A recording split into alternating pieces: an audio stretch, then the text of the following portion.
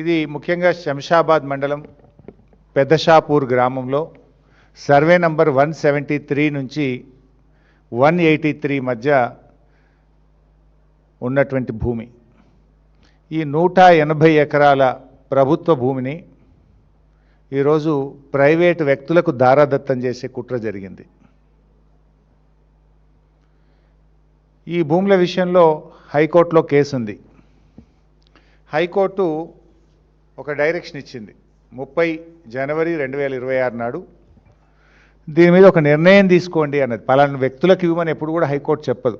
High court ఏం చెప్తుందంటే ఈ పిటిషన్ వచ్చింది, దీన్ని విచారించండి, దీని మీద తగిన నిర్ణయం తీసుకోండి అని చెప్పి చెప్తుంది హైకోర్టు. 30 జనవరి 2026 నాడు హైకోర్టు చెప్పింది.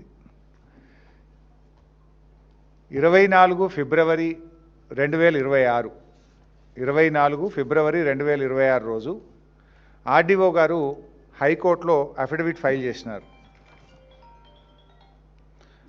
24 ఫిబ్రవరి 2026 రోజు ఆర్డీఓ గారు హైకోర్టులో అఫిడవిట్ ఫైల్ చేయడం జరిగింది. ఇది ఆర్డీఓ గారి అఫిడవిట్. ఇది కూడా మీకు పబ్లిక్ డొమైన్లో పెడతాం. ఇది హైకోర్టు జడ్జిమెంట్లో కూడా ఈ అఫిడవిట్ స్పష్టంగా మెన్షన్ చేసినారు. High court judgment is a public document, nothing secret.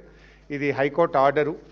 High court ఆర్డర్లోనే స్పష్టంగా ఆర్డీఓ గారి ఆర్డర్ కూడా ఉంది. హైకోర్టు ఆర్డర్లో ఆర్డీఓ గారు ఇచ్చినటువంటి అఫిడవిట్ కూడా ఉంది.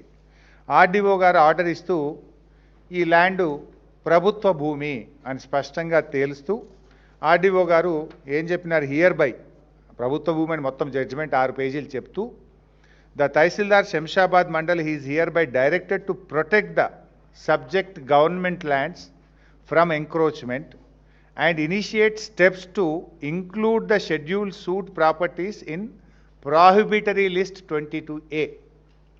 ఆర్డీఓ గారు ఇది ప్రభుత్వ భూమని తేలుస్తూ హైకోర్టులో అఫిడవిట్ వేశారు.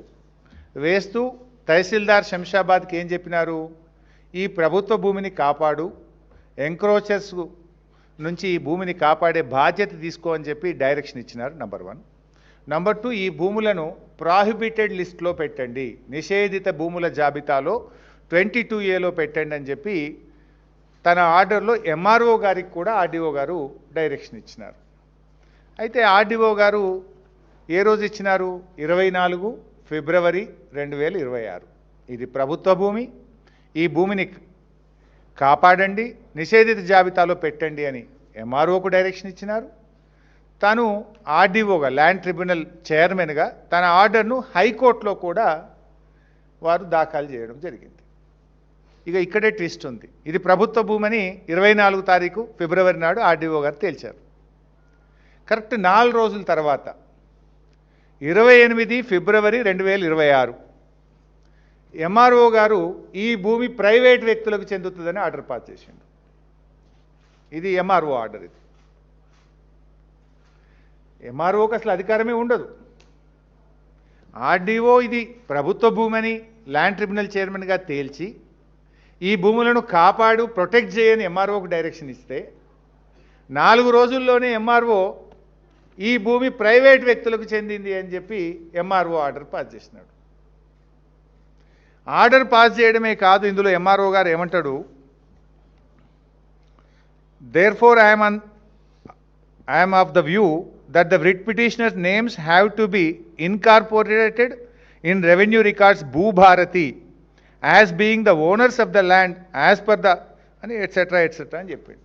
ఈ భూమిని భూభారతిలో ఆన్లైన్లో కూడా పెట్టండి అని చెప్పి కూడా ఎంఆర్ఓ గారు రాసేసినారు.